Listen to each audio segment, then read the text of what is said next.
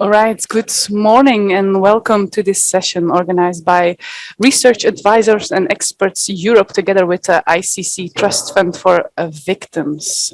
Connectivity is of course a great advantage to reach victims of war crimes, of the Rome Statute Crimes defined in the Rome Statute, of course, but it can also be a vulnerability. And Tigray, unfortunately, this by war-torn region in the north of Ethiopia is an example of how it can be used as a weapon, and the victims, of course, of these connectivity blackouts and the impact of health on healthcare is what we want to address in this session. A warm welcome to the speakers. We are honored to have received a video message from Tigray out of Mekele, Ayder Hospital. Dr. Emmanuel Haile is opening this session with a great and important message, I guess. Let's introduce and listen to what he has to say. Good morning. I'd like to thank the organizers of this year's European Development Days for giving our hospital the opportunity to share its experience of providing healthcare during conflict. I'm speaking from the city of Mekele, Tigray, Ethiopia's northernmost region, and which shares a long border with the country Eritrea on the northern side. I'm representing a 14-year-old referral hospital with more than 500 beds, which grew fast in terms of staff number and professional mix, type of medical equipment it owned, and local and international partners it was able to establish. That fast development resulted in an increase in patient flow to nearly 300,000, delivery to more than 5,000, and major surgery to more than 8,000 a year. Imagine, you were with us when war broke out in November 2020, and suddenly things began to change. Electricity, telecommunications, and the internet were completely cut off.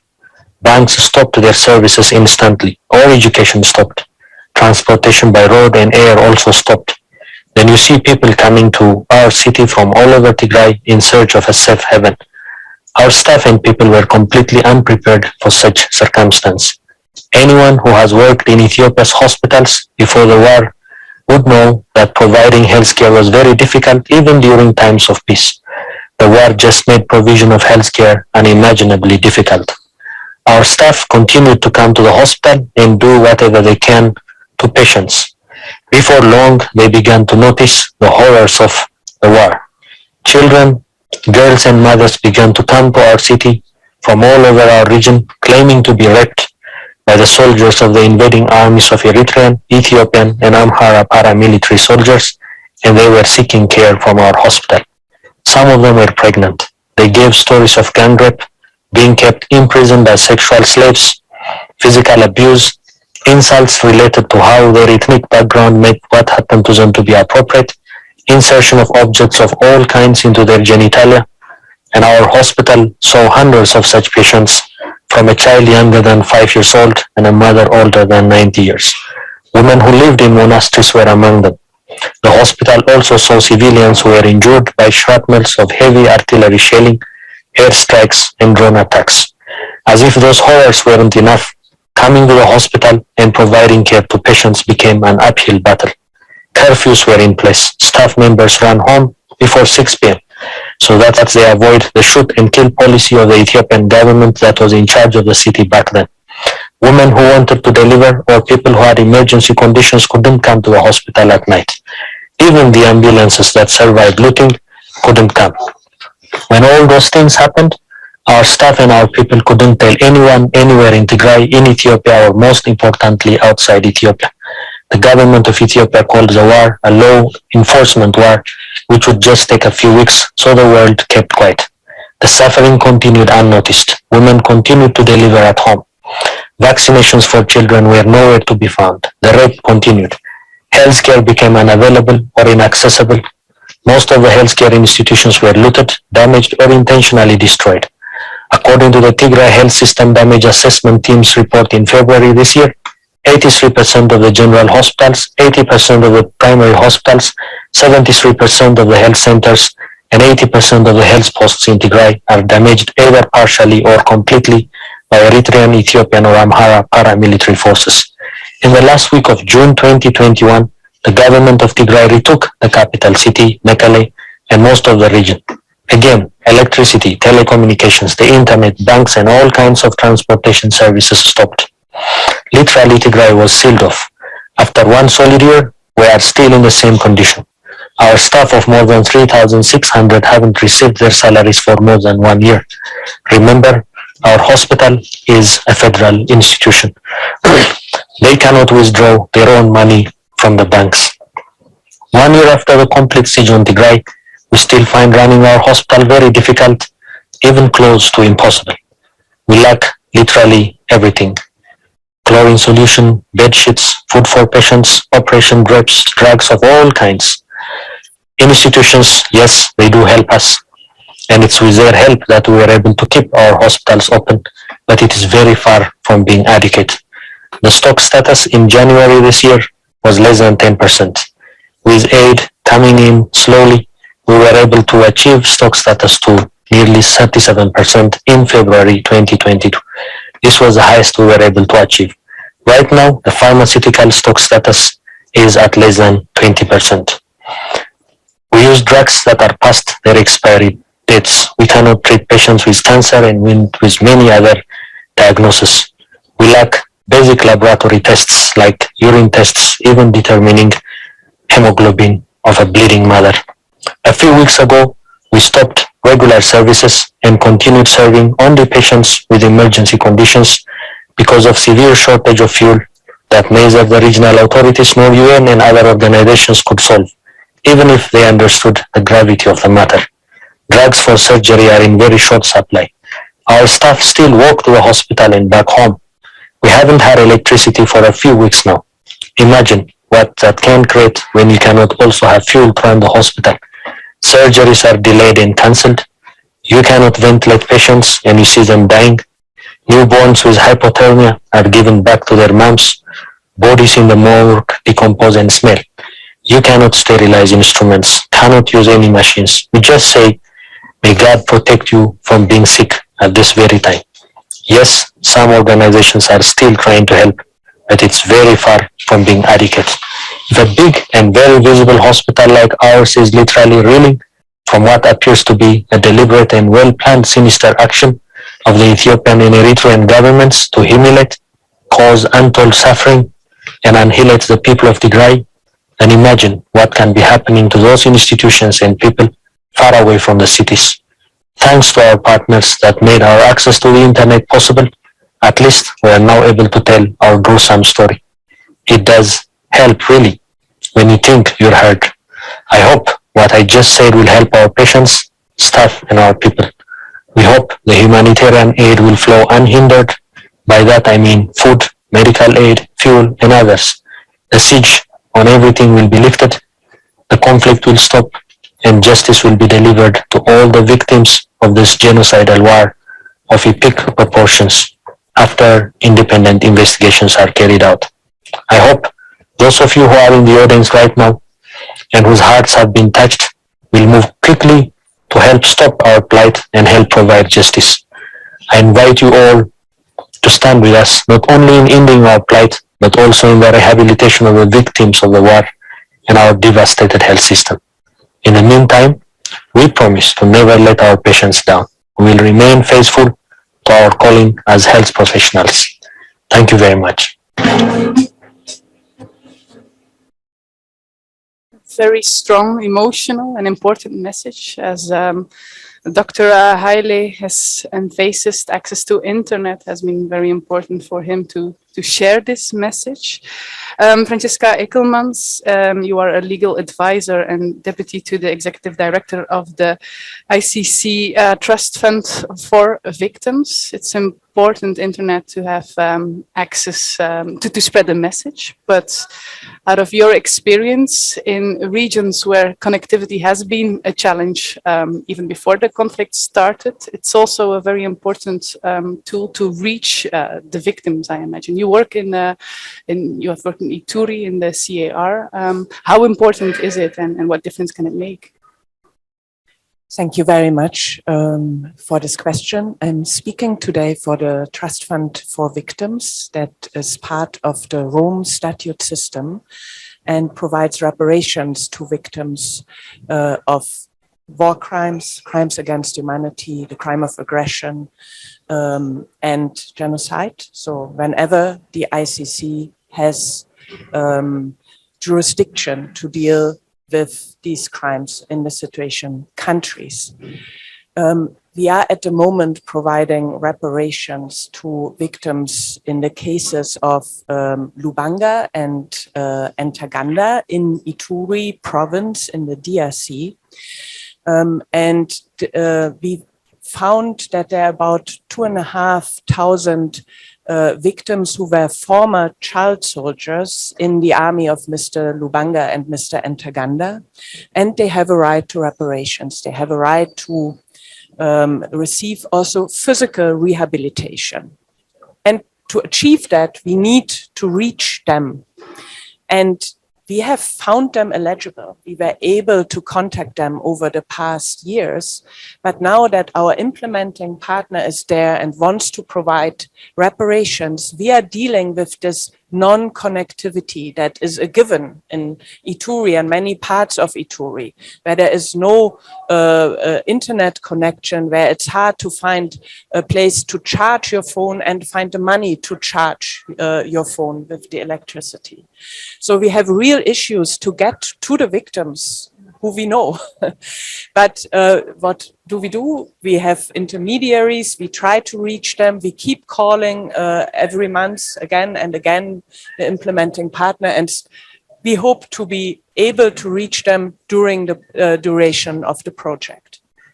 Then once we reach them, there is an intake and we assess what is necessary and we bring them to the medical care that is required for them. For example, to Goma, we fly them there and provide operations to them. If that harm, the physical harm that they are suffering is based on the crimes that were committed. So reachability is very important. This infrastructure is very important to enable reparations. And we will go also in countries like the Central African Republic, where it is really essential to improve this connectivity to be able to reach the victims and to give them the care that they need to address the harm. Thank you. Thank you so much, clearly, and I think this importance, of course, of being able to reach them, of spreading these challenges, being able to communicate are as well very clear to Pauline Wangari Kamau. Welcome as well to this session. You work with American Friends Service Committee as a Quaker International representative in Africa in charge of policy advocacy in the region. You work on peace building, of course, and you know very well that these organizing deliberate blackouts are part of warfare today, and the lack of political motivation to invest in infrastructure can be part of a political strategy. How do you deal with these challenges? How do you hold people accountable for this very modern way of warfare? Yeah, thank you so much for that question.